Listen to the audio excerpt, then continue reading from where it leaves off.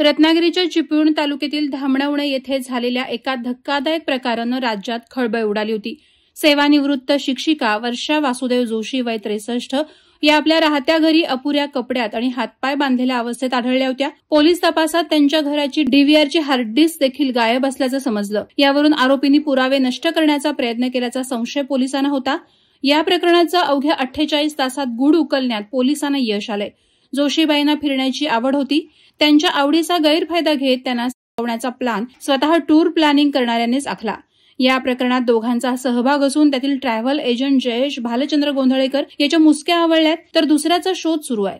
मिळालेल्या माहितीनुसार जयेश गोंधळेकर हा काही वर्षांपूर्वी सातारा येथे नोकरी करत होता। त्यावेळेपासून सातारा येथील रवी कांबळे हा त्याचा मित्र असल्याची माहिती पोलीस तपासात समोर आली। जयेश याला कॉम्प्युटरमधील चांगलं ज्ञान असून यामुळेच त्याने डीव्हीआर मधील हार्ड डिस्क महिलेला संपल्यानंतर गायब केली होती। जयेश हा सध्या चिपळूण पाक परिसरात राहत होता। तो टूर्स अँड ट्रॅव्हल्स एजंट होता। यातूनच तो जोशी यांच्या संपर्कात आला होता।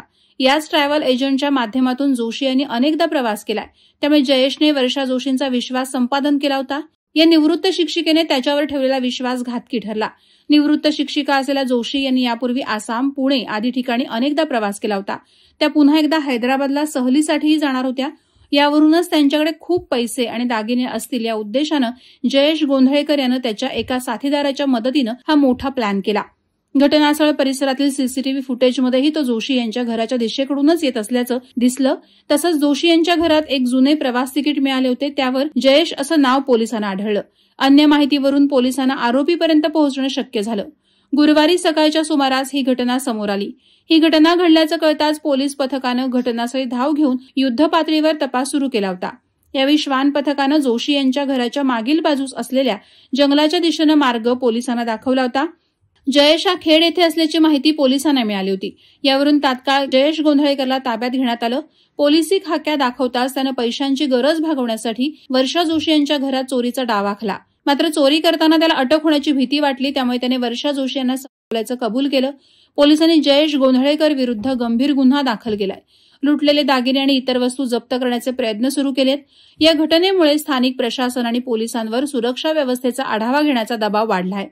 वर्षा जोशी यांच्यासोबत घडलेल्या या दुर्दैवी प्रकाराने धामणवणे आणि चिपळूण परिसरात संताप आणि भीतीचं वातावरण पसरलंय। तसंच एकट्या राहणाऱ्या वृद्ध व्यक्तींच्या सुरक्षेचा प्रश्न पुन्हा एकदा ऐरणीवर आलाय। वादळवारा लाईव्हसाठी न्यूज ब्युरो, चिपळूण।